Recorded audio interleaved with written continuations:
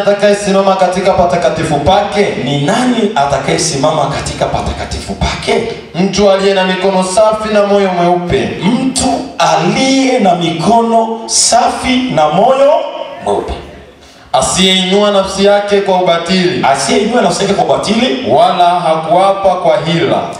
Wala hakuapa kwa hila. Atapokea baraka kwa Bwana. Maandiko yanasema ya kwamba atapokea baraka kwa Bwana na haki kwa Mungu wa wokovu wake. Na haki kwa Mungu wa wokovu wake. Aya 24 inaanza na maswali mangapi? Sema mawili.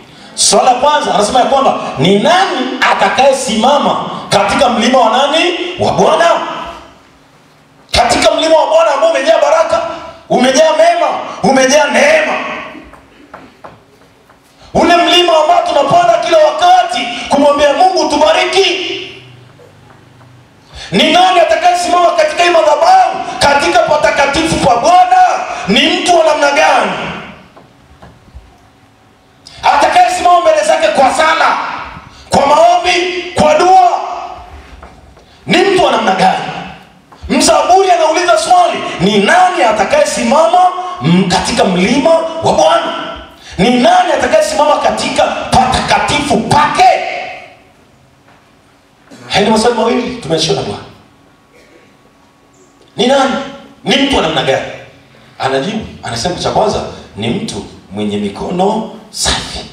Ni mtu mwenye mikono, hebu sema mikono safi. Hebu sema tena mikono safi. Hebu sema tena mikono safi. Muulize jirani yako mikono yako ikoje? Muulize jirani yako mikono yako ikoje? Tumsifu Kristo. Unataka Mungu abariki hizo mikono? Maandiko yanasema ya kwamba atabariki kazi ya mikono yetu, si kweli? Maandiko yanasema ya kwamba na ukienda kwenye duka la mtu, ndani kwa mtu, Mungu bariki kazi ya mikono yangu. Mungu bariki kazi ya mikono yangu. Hiyo mikono ikoje? Ina usafi? Tumsifu Kristo. Yaani unaenda kwa mganga ili mganga kusaidia upate hela, upate mali, alafu unaweka bango, Mungu bariki kazi ya mikono yangu. Wapi? Hello? Umeenda ukatambikwa, ukachinjiwa, ukafanyaje, ukachanjwa chale za kutosha, ukafungwa na ilizi kiunoni na shingoni na kila mahali. Hello? Tumsifu Kristo. Anasema ni mtu mwenye mikono safi, asiyeinua nafsi yake kwa hila. Unataka Mungu akubariki lakini una kila balaa. Hutaki mwingine afanikiwe, hutaki mwingine abarikiwe. Hello? Hello? Hutaki. Roho inainama, nafsi inainama pale ambapo unaona ya kwamba Mungu amewafanikisha wengine, Mungu anawabariki wengine. Unataka wewe tu. Mwambie ndio inakuacha ubinafsi. Mwambie ndio inakuacha ubinafsi. Mwambie wakati mwingine wabariki wengine. Mwambie wakati mwingine waombee wengine baraka. Tumsifu Kristo. Wakati mwingine tamani na mwingine afanikiwe, tamani na jirani afanikiwe, habarikiwe na Mwenyezi Mungu. Muombee na baraka. Muombee baraka. Muombee mafanikio. Muombee atoke kwenye hiyo shida. Haijalishi ya kwamba yeye yukoje kwako. Haijalishi. Ondoa yana, ondoa chuki. Usikunjamane nafsi yako wala uso wako pale ambapo wengine Mungu anawabariki watu wako. Kila mtu anabarikiwa kwa wakati wake. Sema amina. Amina. Sema amina. Amina. Mwambie ndio kila mtu anabarikiwa kwa wakati wake. Ngoja nikuonyeshe. Mwanzo sura 4. Mwanzo sura 4 pale. Hebu soma haraka. Kuanzia aya ya 4 pale mpaka ya 5 na kuendelea. Biblia inasemaje? Kitabu cha Mwanzo sura ya 4 aya ya kwanza. Anzia aya ya 4. Aya ya 4. Habili naye akaleta wazao wa kwanza wa wanyama wake. Nenda aya ya 5. Bali Kaini hakumtakabali. Maandiko yanasema kwamba bali Kaini hakufanya jamani. Kumbuka hii ni habari ya Kaini na nani jamani? Na Habili. Wamepeleka sadaka kwa nani? Kwa Bwana. Mmoja anabarikiwa, mwingine anakataliwa na nani jamani? Na Mungu. Endelea kusoma. wala sadaka yake. Kaini akaghadhabika sana. Maandiko yanasema kwamba Kaini akaghadhabika sana, akachukia sana. Kwa nini Kaini anachukia? Kwa sababu Mungu amembariki ndugu yake Habili. Unakumbuka habari Akaona wivu, chuki ikapanda, ghadhabu ikapanda ndani yake, akachukia kwa baraka ambazo Mungu anaachilia kwa Habili. Hebu rudi ndani yako, pale ambapo Mungu anawabariki wengine, ndani yako unasikiaje? Unawaka ghadhabu kwa sababu ndugu yako Mungu amemuinua, ndugu yako Mungu amembariki, akampa gari, akampa nyumba, akampa mtoto. Halo? Pale ambapo mtoto wa jirani amefanya vizuri, Mungu akambariki, akapata division 1, akaenda level, akaenda chuo, akapata na kazi. Ndani yako unajisikiaje? Wakati mwingine unashangaa mtu amemloga, ameenda kwa mganga, hicho mtoto mwenzake asifanikiwe katika masomo yake. Tumsifu Kristo. Alafu unataka baraka. Hello. Mbona mnaniangalia kwa hasira hiyo? Mmeng'oa macho kama mmebona nini? Kwa nini? Jamani, haya mambo yapo. Yapo. Tunachotaka ni nini jamani? Mwambie jirani yako baraka. Tunachotaka ni Mungu atupe maisha yenye nini eti jamani? Yenye baraka. Lakini tusipokuwa makini, tutajikuta tunaishi maisha laana, tukijiona tuko sahihi, kumbe tunakosea kwa mambo madogo. Endelea kusoma mtumishi wa Bwana. Uso wake ukakunjamana. Bwana akamwambia Kaini, kwa nini una ghadhabu? Mungu amembariki na jamani Habili ndugu yake na Kaini, lakini Kaini anaona ghadhabu.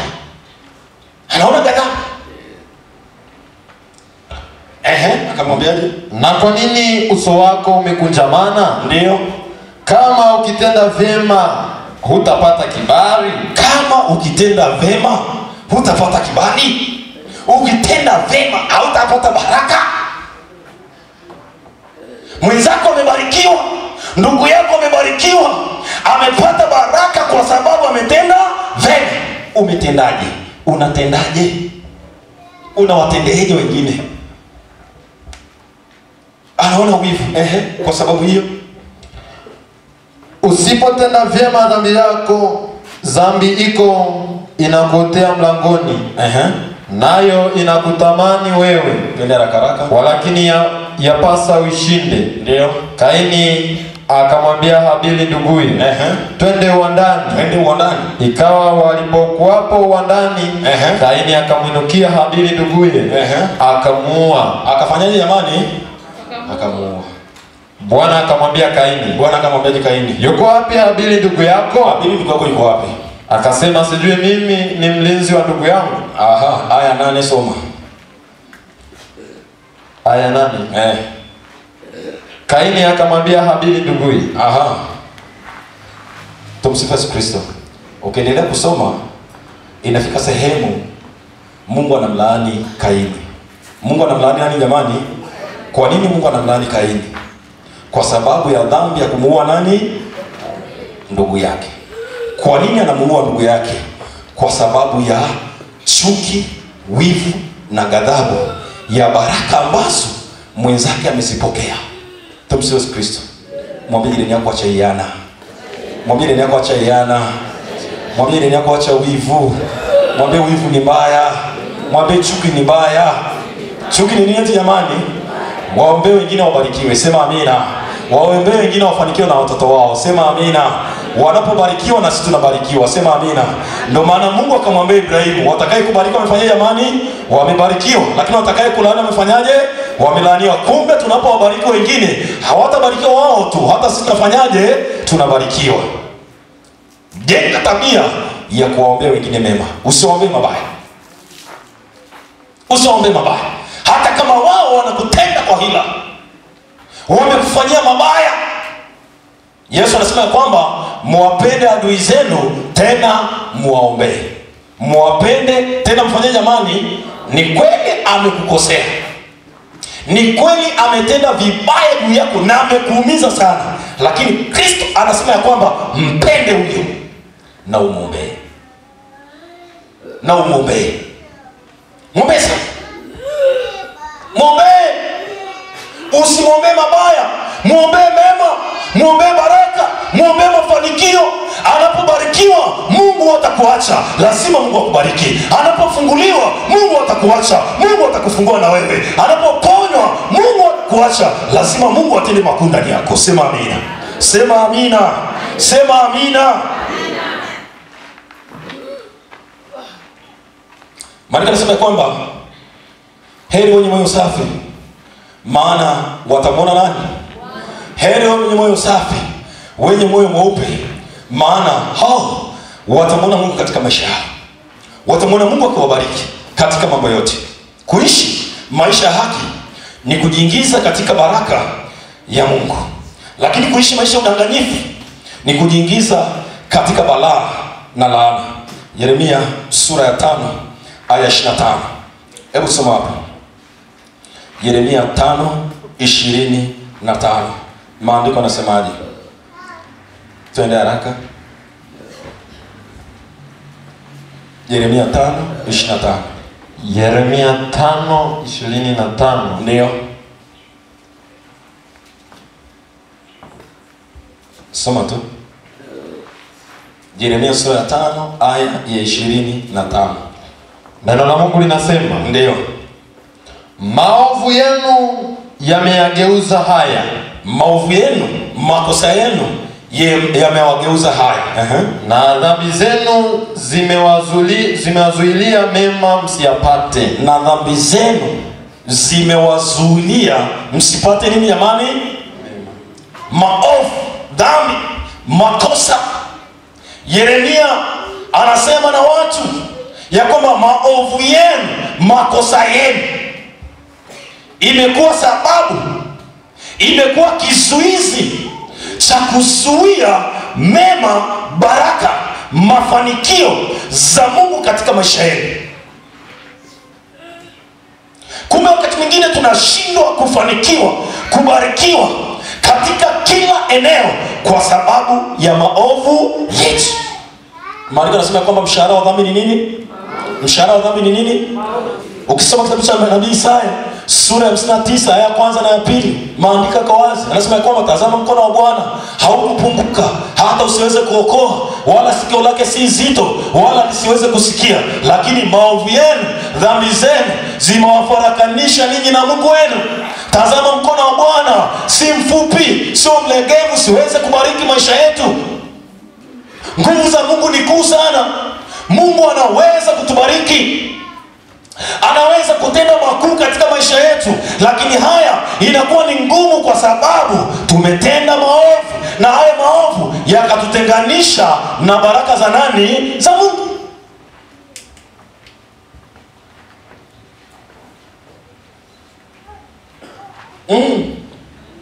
Kuishi maisha ya usafi, utakatifu na uaminifu.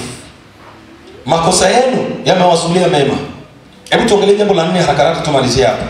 Jambo la 4 tumalizie kwa haraka haraka hapo. Muda wetu umeenda. Andika hivi. Tunachotaka ni baraka. Maisha ambayo yamejaa baraka na neema za Mungu. Tumetazama jambo la kwanza, jambo la pili, jambo la tatu. Jambo la 4 nini hapa? Andika hivi.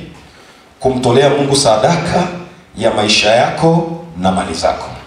Kumtolea Mungu sadaka ya maisha yako na mali zako.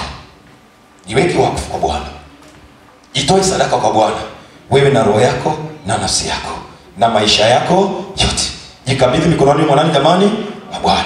Lakini unapojikabidhi mikononi mwa Bwana na mali zako, fedha zako na vyote ambavyo Mungu amekujalia, mtolee nani jamani? Mtolee Bwana.